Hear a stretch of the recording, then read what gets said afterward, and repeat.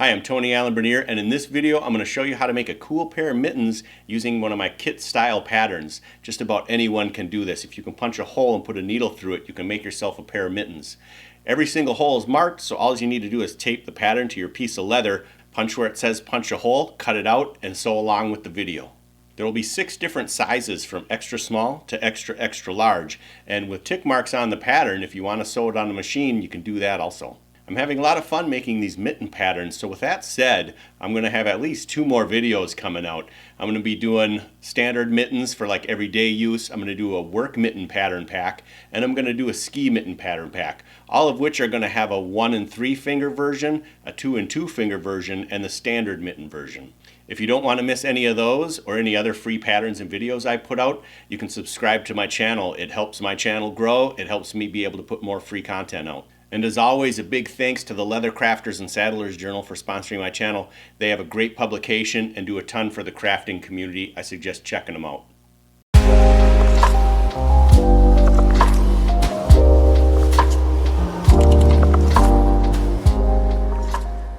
A couple things to cover real quick before we get started. If you're going to be making your lining using this pattern, if it's thinner, you can use just the next size down. It'll stretch to your hand. But if you're going to do a thick lining, and if the lining is stiffer material, you're going to want to do the lining the size of your hand and then make the shell of the mitt one size bigger. I usually use pre-made glove liners, and I get most of those on Amazon. The best thread to use is going to be a waxed polyester thread. I get mine from Main Thread Company, but the polyester has a better UV rating, so you're not going to have to deal with any breakdown over time. And I like to use the waxed. I feel like it just locks the stitches in better, and it helps kind of seal the mitten up. For the leather, I suggest using a 2 to 3 ounce. If you're going to be using the 3 ounce, it might be a good idea to skive some of those edges. I show that in the video, but that's more so if you have the fingered mittens, because that's going to be a lot of layers coming in between. And even so, it could still work, just have a longer break-in period. And for like a standard mitten, you really don't have to worry about that at all.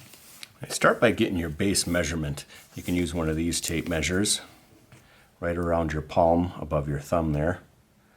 Or you can grab a string and do the same. Go around, mark where it goes to, and then hold that up to a ruler, and that's going to give you your measurement. You're going to take that measurement and print off the appropriate size. In my case, I'm making the large, and it told me exactly which pages to print off, so I'm not printing off everything. First, we're going to put all these parts together.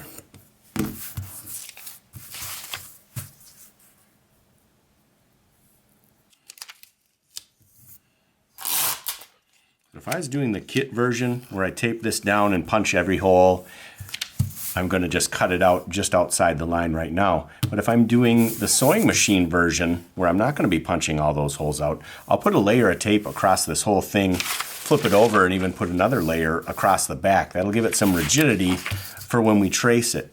But in this one, I'm going to do just the kit version. By cutting it out just outside the line, it'll be easier to cut the leather out later because we'll be able to see that line. For in between the fingers here, I'll just cut out a few spots, and that'll give somewhere for the tape to stick. If you're sewing it on a sewing machine, that gives you a little room to draw a line, and I'll punch this hole so that I can mark where it stops as well. But since this is the kit version, we don't need to worry about that. So we have this reinforcement piece here, and that just goes right at that real high stress point in between the thumb.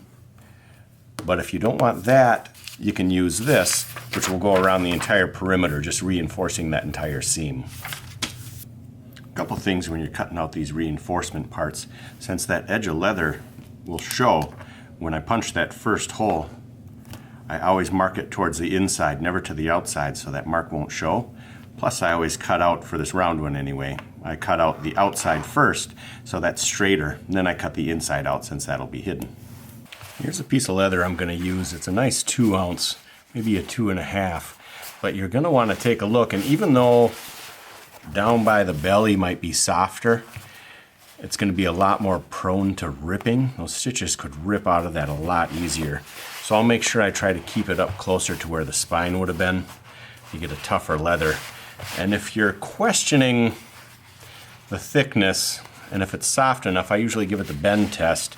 Bend it once this way and then once over again, and if it creases pretty nice, pretty small. And here's a piece of the thick stuff. I actually use this for one of the prototypes just to really let the errors stick out. This is a lot stiffer, and you can see here I can't easily get that. It takes a lot of force, so that's going to be too stiff for some gloves. And this stuff goes a lot cleaner into that fold. That's just a little test I use. Sometimes it's hard to know exactly what ounces you're using too. Since for this pair of mittens, I'm not going to punch the holes on the palm side to put that elastic in, I'm going to mark it with a marker just to make sure I don't accidentally punch them. I'll turn it in the direction so the least amount of stretch goes with the length. So this way, the least amount of stretch is going lengthwise. The most of the stretch is going to be going across this way. The tape does need to cover all the holes you'll be punching. That'll keep the stretch to a minimum.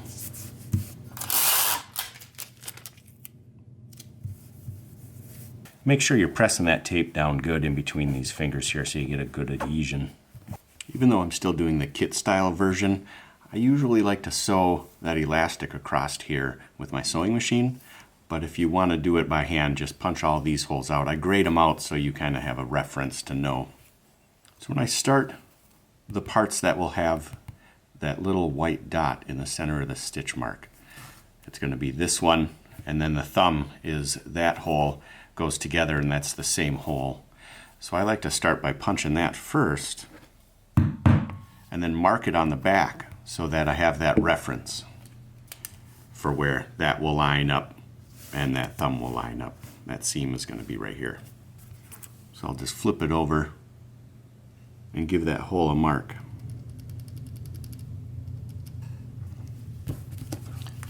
And it's a good idea to do that with this too. That center mark is where that center is going to be, right in the groove.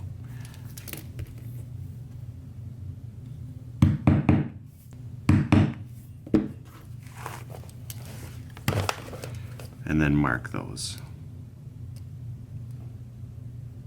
You'll notice at the end of that cut line there's also a punched hole, and that's just to help it from tearing, because I find if you were to just cut that, since that cut goes right to that point, it has a lot more tendency to tear there.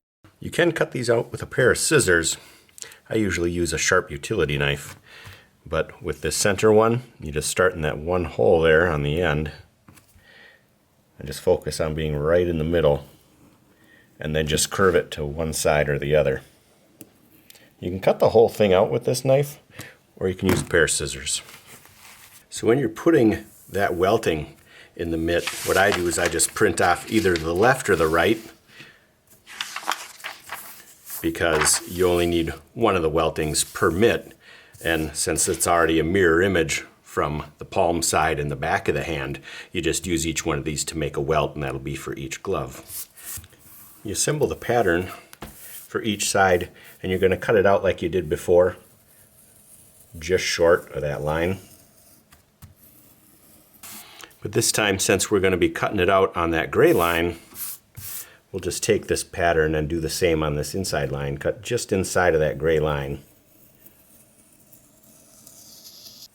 To know which way the welts go, since it's not the exact curve on both sides here, there's going to be a marked hole on the final pattern, and when you punch that hole, mark it on the back side of the parts and the welt itself. That way you know whichever way you want to flip it, if you want the smooth side up or the flesh side up, as long as that hole lines up with either the left or the right mitt, you can just swap these back and forth. If you want to punch the holes, punch that first marked hole and mark it on the back, but going away from the center, because it's actually the inside edge that's going to show, since you're going to be reversing the mitt. So you want to mark it going away from the inside. And with this one, since I'm not punching holes, I just took an awl and poked it on the side of this hole, and then used that as a reference to mark it, so I knew that mark wouldn't show. And you can put all kinds of parts in the middle here so you're not wasting leather. But what I'm going to do, instead of cutting around this curve, I'm just going to cut straight and keep going instead of going around that curve. I want to see how that will look. It will go all the way to the edge of that mitten. If you cut that curve, it will come in early and hide that edge nicely.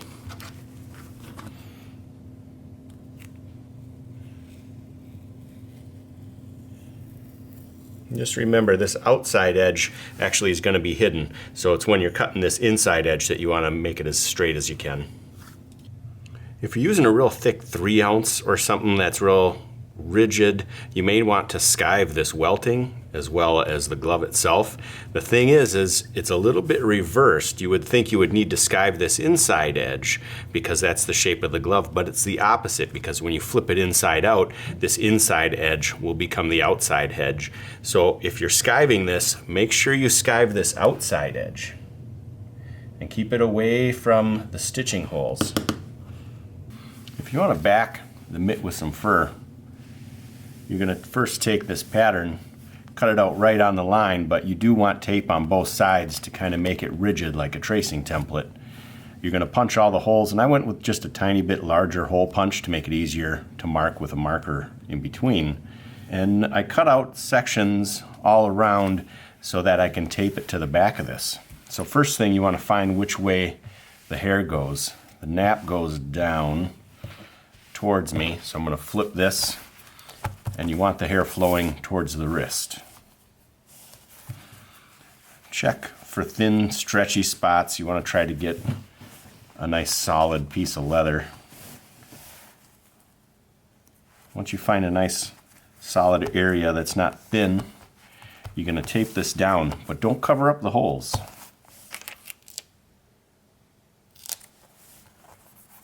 Helps to have smaller pieces of tape. Just don't cover up these holes, because we're going to need to mark each one of them. And I may have gotten a little close to some of them right here when I was cutting those sections out, because I don't really have enough area to get the tape to stick to. So as long as you leave some space in between the holes in the cutout section, you'll be fine. Make sure you're holding this nice and flat on here when you lay the tape down. Yeah, those probably aren't even necessary. So I'll mark the holes with a little bit thicker marker. But when I trace around the outside, a pen or a real fine tip marker work best. Just hold this down flat, trace the outside.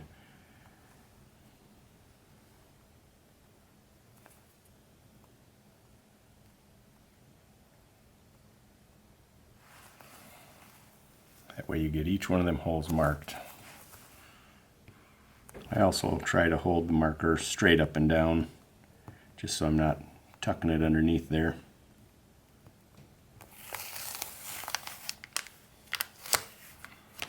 Don't just pull this up quick. Make sure you're not tearing any of the flesh side here.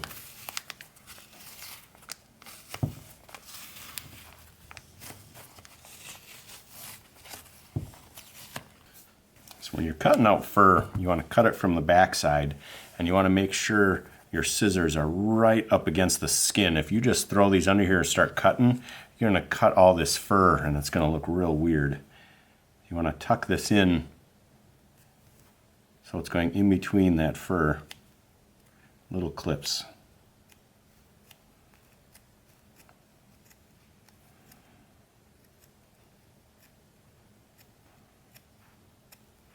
And making sure that bottom part of the scissor is rubbing up right against the skin. And there's going to be loose fur regardless, so it's a good idea to pull that off. I'm not pulling hard, just gently getting rid of any of this loose stuff. So you can use that little hole punch, but then you're risking getting rid of some of that fur, and especially up front where the hair's flowing back, you want to keep as much of that as you can. So what I end up doing is using a stitching awl and just going right in the center of each one of these holes.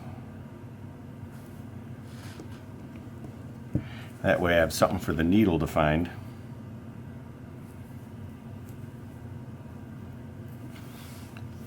without chopping through more of that fur. And as you sew, we'll just pull this in. You'll get a nice fluffy edge. So if you are going to have that fur flowing towards the fingers, this rabbit fur looks kind of weird when it's folded right here. So what I do in that situation is before I trace it on the rabbit fur, I'll cut this right where this fold is going to be here. I'll cut it right in between those two stitch lines. So it can help to mark it right here in the middle. And use a ruler.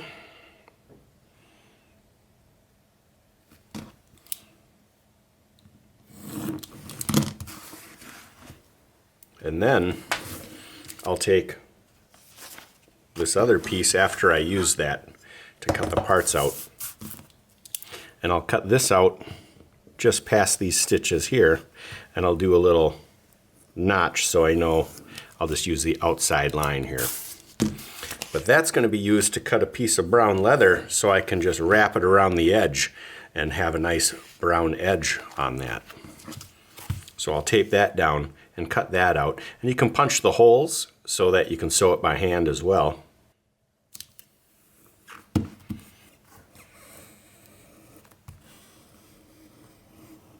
And this is one that's been cut just that little bit shorter so that now I can put this around the edge.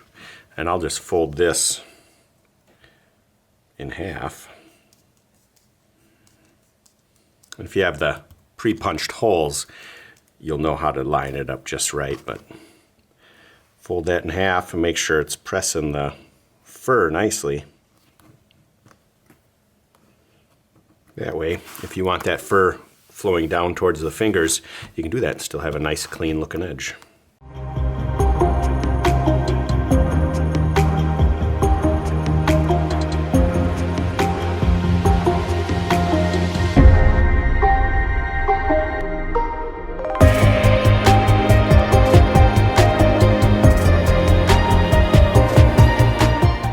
Since this is a nice floppy, soft 2-ounce leather, I don't need to skive these little edges at all, but if you have a real soft 3-ounce, it would probably work. But what I like to do, especially if the 3-ounce is starting to get a little stiffer, and usually with any 3-ounce, I like to grab a little skiver, but you see I marked where the stitches are going to be. And you want to stay back from that enough so you don't weaken those stitches at all. So I'll just get that edge, just that corner, just to thin that out a little bit.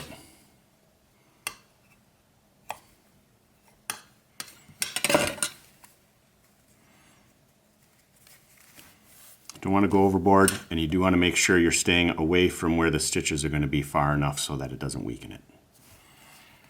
But that way you can go a little bit thicker if you don't happen to have a nice 2-ounce. But even with a 2-ounce, you want to make sure that it's strong enough. For the fingered one, that's important. If you're doing the full mitten, that's not nearly as important because you won't have all those seams coming in between these two fingers. So with that, I would just leave this 3-ounce as thick as it was. Maybe skive it a little bit just for comfort, but that's not really necessary. First thing we're going to do is put this seam across the bottom of these two main parts. This one's already done. And what I'm using here is a leather sewing needle. They have a point, but they're not very sharp. And what you want to do is get like a waxed thread. This is a polyester thread. It's going to be real strong, and it's going to have a UV protection better than most other threads. And to keep it locked in there, just go through a little bit, then come back on itself and go through that thread. And it forms that little lock right there. So it just doesn't easily come out. You may have to pull on this side a couple times while you're sewing this, but it's a lot better than if you were to just throw it through the needle. It can help to give this a little bit of a fold, just so you're not fighting it quite as much. You have the two needles, so you can do a figure 8 through each hole. And I'll always come through to the front side first, the side you're going to see. Even this out so each thread is the same length. And make sure you go onto the same side every time. So every time I come through, I'm pulling this down and away, and then this second needle, when it comes back, is going above. So again, I'm coming through, and I let that go down and away, and then come back with this one and go over the top. So this is above that thread. That way, it'll look a lot cleaner, and you can see they have a little angle to them. If you were to go back and forth and not pay attention to that, you'll have a couple on this side and they'll swap around and it'll look real sloppy. So that'll just help it look that much more professional. And for the most part, it's pretty easy to find the holes, but it is good to take a look when you're coming back through, especially to make sure you're hitting this one and not popping out underneath. You want this snug. You don't want to pull it too tight because they'll start bunching this. And since this seam doesn't really have much stress on it, as long as you get them snug, you'll be good. The other seams you're going to have to go a little bit tighter, and I'll show you how I do those in a few minutes here. And if you pull real hard and you're like, oh, that's really getting bunched up, just give it a little pull, even it out, smooth it out. So the reason I always come from the back side first, whenever stitches are going to show, that is because it will pull some of this leather through, and then by having that second needle come back, anything that got pulled through will usually get pulled back to the back again. Just another way to make everything look cleaner. So you can see, pulls that through.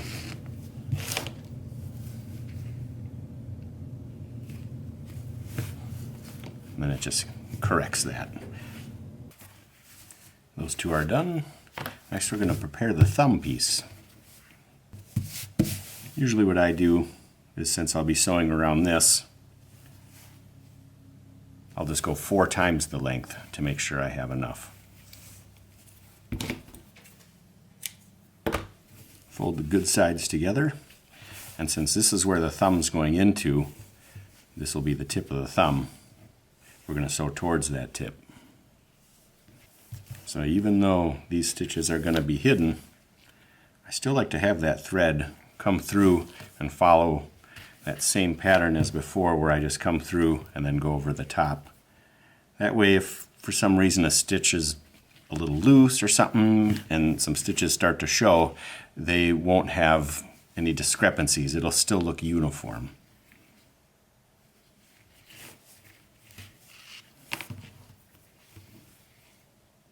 I'll sew all the way to this other end, and then I go over the side just to kind of tighten that whole seam up. So with this, you're going to want to pull so you get just a tiny bit of bunching. That way, as the leather stretches a little bit and the stitches kind of set into the leather, they're not going to really show. You can see there's just a tiny bit of bunching in that. Not much at all. So since this is the last hole, I'll go around that end with both of these needles and go back a stitch or two before I tie it off. The length of elastic will be different for each different size of mitt you're going to make. For the large, it's 4 3/4 inch, but you're going to sew each one of these ends and then sew across there as you pull it. For this one, I'll do a machine, and I'll also show how to do it by hand. I usually only put elastic on the top part. I don't put it on the palm side of the mitt, but it is marked so you can do both if you want. And for both situations, you just want to start by fastening it on each end. What you want to do is sew this just to the very end, away from where that seam is going to be. Otherwise it's going to show and mess everything up.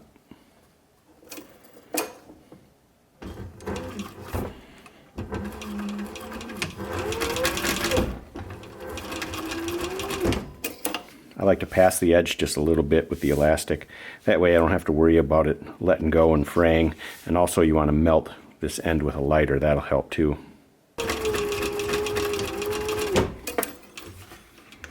With each end fastened, we can just grab one of them, flatten it out and just get started.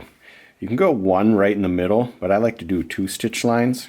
So that's the middle, and I'll go over just a little bit.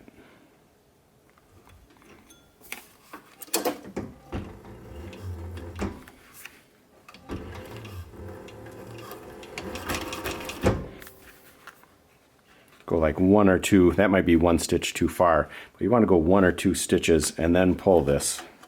The trick is not to just pull on this and let the sewing machine do all the work. You're going to want to grab this end to help pull it through. If you got to go just a couple stitches at a time until you can really get a hold of it behind here.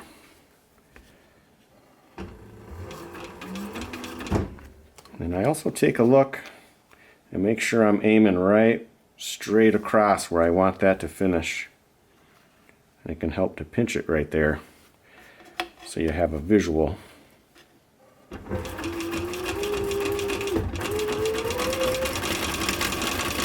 And if you're moving stuff around and pulling, make sure that needle's down in the leather. Otherwise you're going to slide it around and lose your stitch line.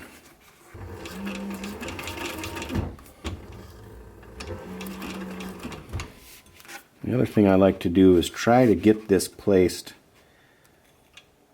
so those stitches are spaced the same.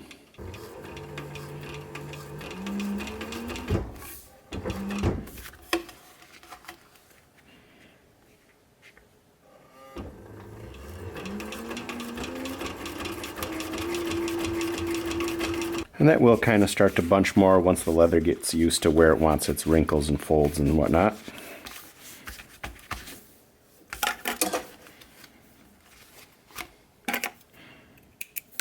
And I usually use this thicker stuff too, or the wider stuff I should say, because when this is on your hand, it kind of forms a little barrier to catch the snow and whatnot. For the elastic sewn by hand, there's a couple different ways you can do it. You can glue the elastic on each end and then stretch it across, or run it through a sewing machine and just keep away from where those final stitches are going to be. Just do it right on the edge. Same with the glue. Make sure you keep the glue just on the edge so it's going to be away from those stitches.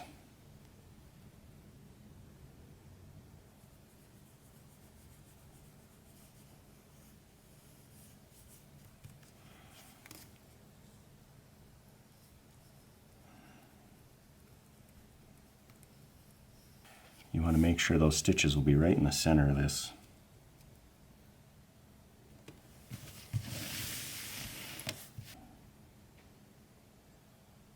Align those stitches right in the center again. I'm not worried about this being a water-soluble glue. It's after those stitches are across here and then we sew the 2 parts together, that's going to be locked in there anyhow. So I have these 2 little rubber pieces. I think this was belt for farm equipment originally. It helps because these edges are a little rounded and it might not grip quite as well. If you have something to throw in there to help, might be a good idea. I'll just pinch this one side. It really holds it in there so that I can pull with one hand and get the needle through with the other. And that glue should be on there good enough to hold that, so I can just sew straight across. And make sure you hold this to the same side every time and always go in through the same side so those stitches look nice and clean. So now I'm going to need to start pulling this, and I want to pull right behind that stitch line. I don't want to overly tug it, just so that leather's tight. Make sure that goes to the same side every time. And even though that's already through that hole, put that stretch in there. Keep it in there.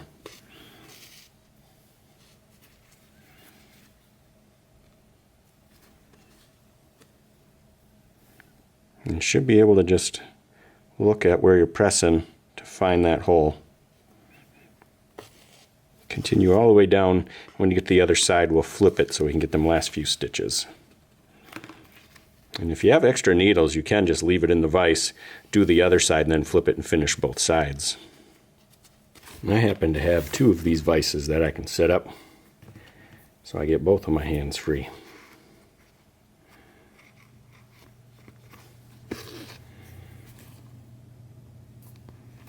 It also keeps me from overly tightening the stitches, because if the stitches are real tight, you won't be able to stretch that back out when you put it on. So if you don't have a setup where you can make sure that stretch is still in there while you're sewing, don't let all that slack bunch up and then tighten the stitches real tight, because you're not going to be able to pull that back apart when you're putting the mitten on. I started the other side, and I stitched across there to hold it across, and then I'm working my way back.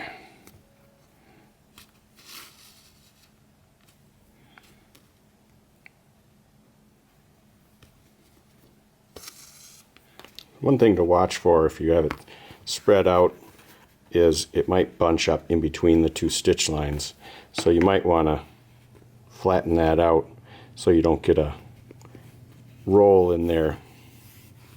If the needle's not going through, sometimes it helps to kind of spin it around a little bit. You don't want to try to force it and rip any of that elastic. You can tighten it with it bunched up, but then make sure you pull it so it can still get that stretch. And I am going to stitch one way this way and then one way the other way, just to hold it across that seam better. If you're going to be wearing lining, having the little knots showing isn't a big deal, but either way, it's a good idea just to hide them behind stuff. So if you go in between these two layers here, you can tie it behind this elastic. Now we can sew the thumb onto this panel, but we do want to flip this right side out first. And usually if you just get one of these sides and start to fold it in, you don't want to just try to do the whole thing all at once, but then you can go from side to side once you get it started, so that it just kind of rolls through.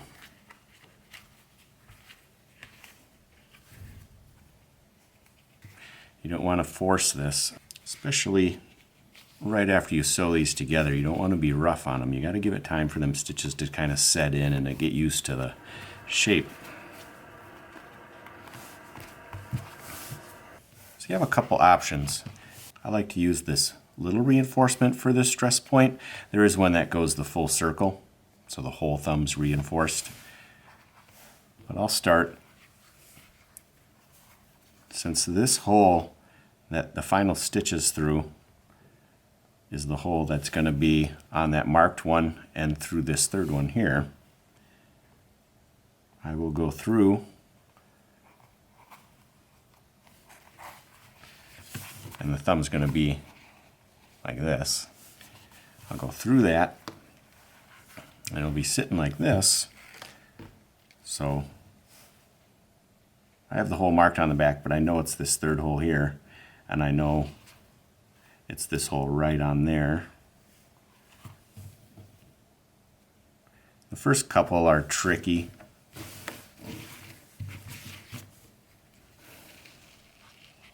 But once you get a few stitches in, it's a lot easier. And you can grab some of these clips if that helps a little bit. But as long as you're looking at what you're doing here, just go one stitch at a time. Make sure you're getting through each hole that you need to get through.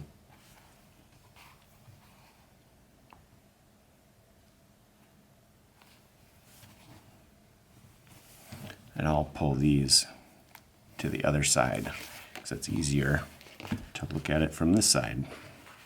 So I'll just throw a couple clips on just to kind of keep it from falling out and falling around and making it more difficult on me. But since this one, this is the one that just came through, like I said, the first few stitches are a little tricky, but if you just take your time, and sometimes you got to flip this over and make sure you're going through each hole that you need to go through. So you do have a seam right here, and I like to make sure that seam allowance is folded, and you can see we started on that hole on this side right next to it and then went one over. So I'll fold this to the one side and make sure that thread goes over the top of that seam allowance instead of on this side pushing it into the thumb. tighten it down. And you can even back stitch across there to really hold that down. Again, take a look. Make sure you're going through each hole that you need to get through. When you're doing these 3 little layers, it's a little trickier. Once we get past that, it gets a lot easier, especially since it's going to be holding it down a lot better. There's that one. And that one, what you can do is make sure they're kind of all lined up. And if you grab it and pinch it, and just hold it right there, it'll keep those lined up. So you can come back with this needle and they're all still lined up, and you'll come right through. Don't have to fight it as much. Worst case scenario, if you make a mistake, you can always strip stitches out or just pull them back a little bit if you caught it early enough.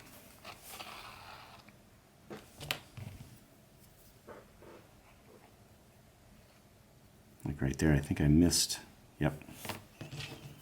So just this last layer right here, I skipped a hole. That spacing looked too big to me.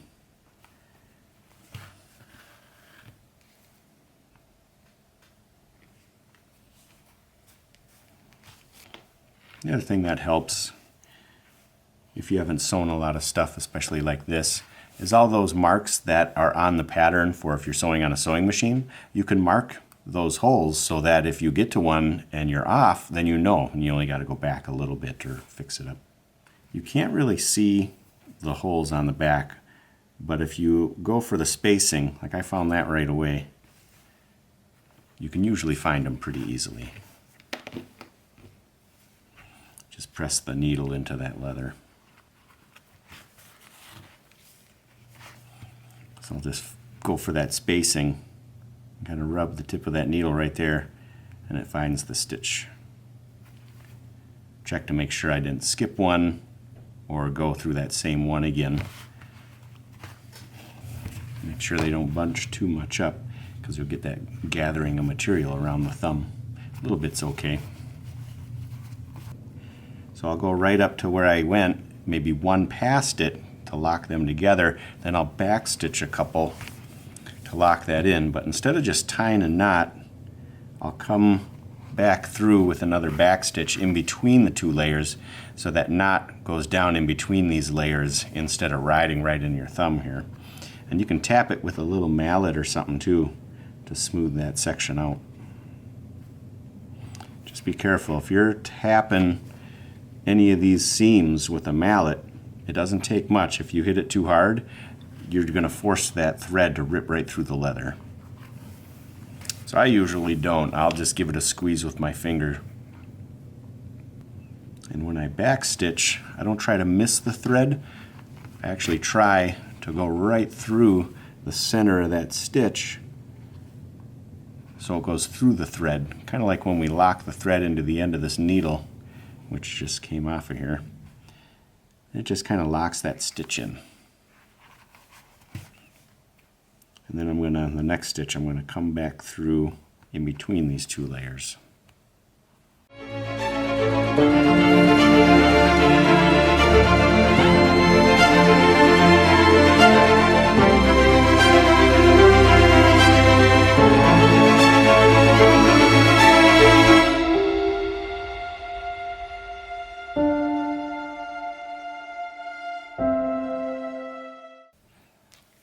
So sometimes you can start sewing this gusset on and it'd be wrong. If I was to start here thinking, oh, that's right, it looks right, but it's not. So I have this little method. This will lay the same way as the main panel there. This one I'll put down below it upside down so the good sides are together, and it's the first hole.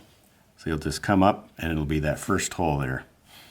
But I will start 1 hole over, so I can start right here instead.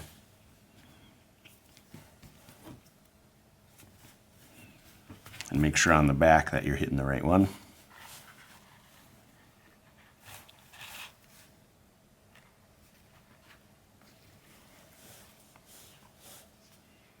This first couple, just go 1 layer at a time, make sure you're hitting the right holes.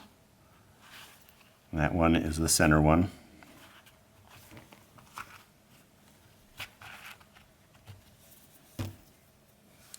length of thread matched up. So I can't really see from the back where that hole is, so the other way is to look. You can see right where the tip of that needle is. You can just guide it right to where you want it.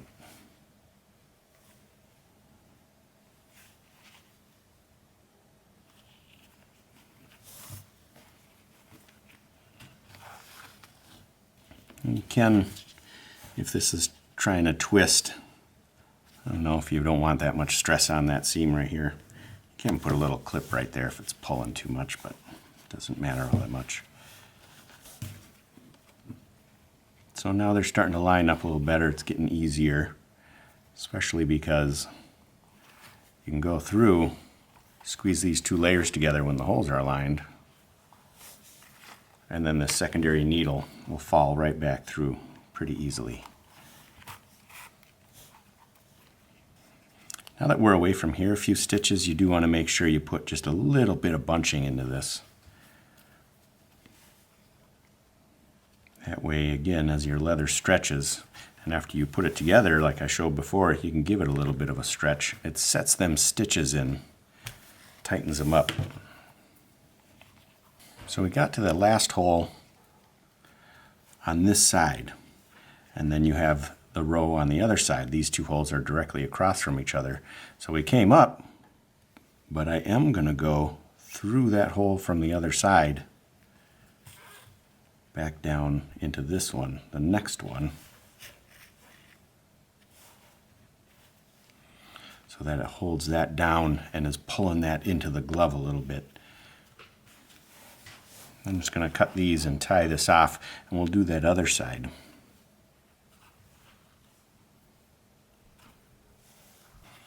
Now we'll do this other side. And you can give that a little pull because of that bunching. That will really, it helps lock those stitches in. So even though I started one hole over, I'm still going to start either on that center hole or back another one the other way. That way we have one or two stitches that overlap. Just check and make sure I'm not going overly tight. Looks pretty good. Now to put these two panels together, the only thing to keep in mind is making sure we get this little reinforcement piece on this side when we get to it.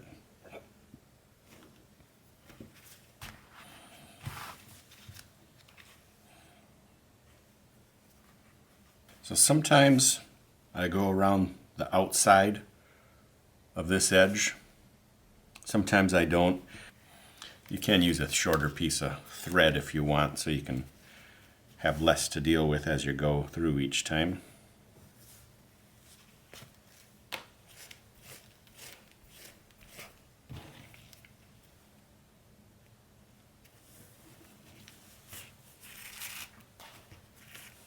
The other drawback to having this much thread is it's a little easier to accidentally make knots. One thing I do to keep those knots down to a minimum is when I go through, I'll reach real far and set that needle further away, and then take this slack and leave it closer. That way I'm not reaching and grabbing that needle and pulling it through all those loops of thread that I just threw aside.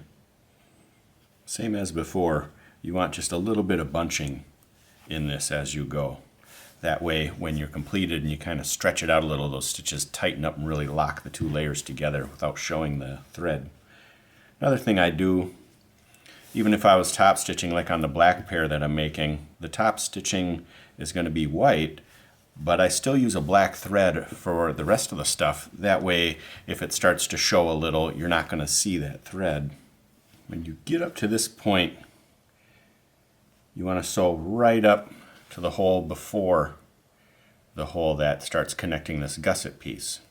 And this first needle is going to come up through the gusset and the back part, and then right back through that other hole that's in that gusset, then through that top panel. So if you open it up, you should see that thread coming in and then back out again from the back side. And with this one, instead of going back through to this other side, you're just going to start sewing the gusset and this top panel together. and just come in between. And you can see just that little bit of bunching. So I have that hole marked here, and one over is right there. So I'm getting real close. You want to get to that one next to that center one so we can add that piece. So you want to take a look and make sure you match the other one.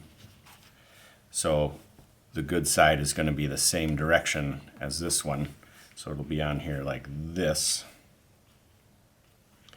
So what I'll do, you can fold that out of the way. Go through that hole right next to that center marked one, and then grab the third hole on the side of that and go through that. Just take your time, make sure you're getting each hole that you need to hit. And this is that center marked hole here. One layer at a time again.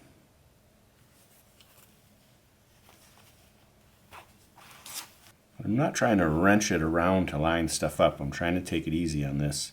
I don't want to overly stretch anything out of whack. It's easy to miss a hole on this one. Take a look at where the last thread went through. And it's actually kind of looks like it's back a little bit. Just make sure you don't miss this one. And once we get a couple more ahead of this, it should be easy.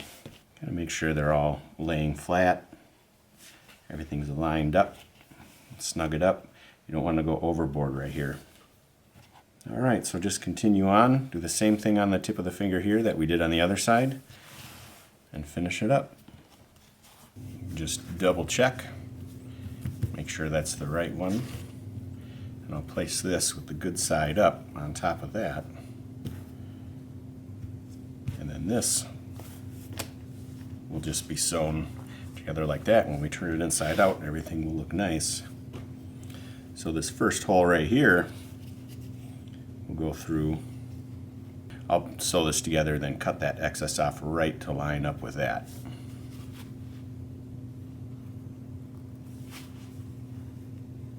As you pass this elastic here, you may have to check and make sure each hole is lined up as you sew through each layer here. But like before, once you get the needle through, if you pinch that real good, it should stay lined. And if you don't like using quite as much thread to get all the way around, you can do it in sections and tie it off. So if you're sewing fur with or without doing the holes first, I'll do this same method here if I'm sewing it on a machine also. I like to start on the end here. Make sure it's lined up. And I'll throw clips around the whole edge, just to get this fur out of the way so I'm not fighting it while I'm sewing. Just really tuck this away from the edge and throw a clip on there. And I'll still tuck it away while I'm sewing it just to make sure, but this really helps so you're not fighting it the whole time.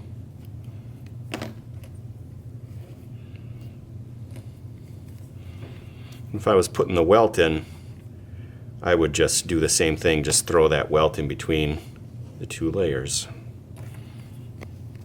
And this needle is just a button needle that I use when I do upholstery.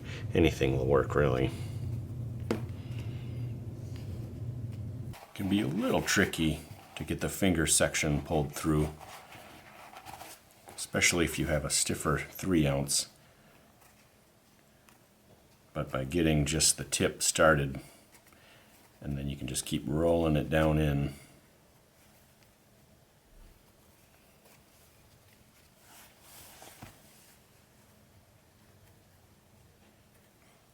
Take your time. If you try to force it, you could rip some seams.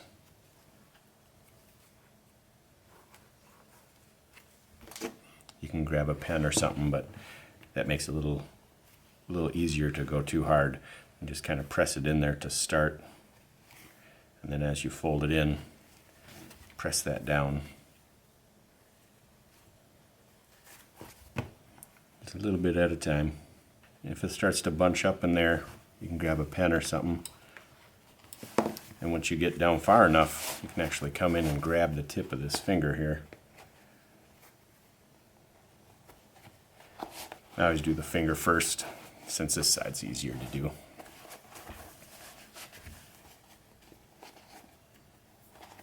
Right in between the fingers here, it can help to press your fingers together into it. Don't go overboard. And I wouldn't tap this with a mallet or anything, because that's a good way to get the stitches ripped. And it'll break in slowly and get softer over time as well.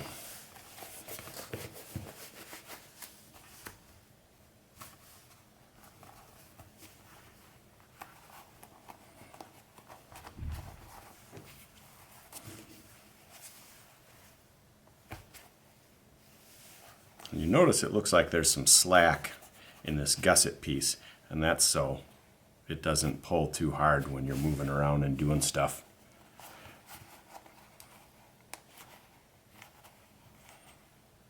You can stretch it down in there a little bit. Just get it into the shape of the final mitt. It'll break in real nice. Sometimes the seam allowance underneath here will be folding the wrong way, and it'll look all weird and be pulling on this side too much. So what you might have to do is grab that gusset in between the fingers and pull it up so you can get that fold to go down that way, the seam allowance. And once you get that fold going down where it should be, it will pull nicely.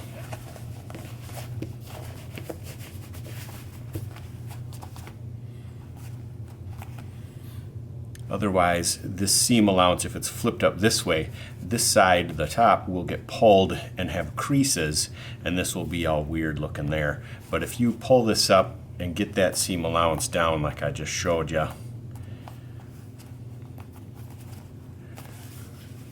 you'll have that nice clean look.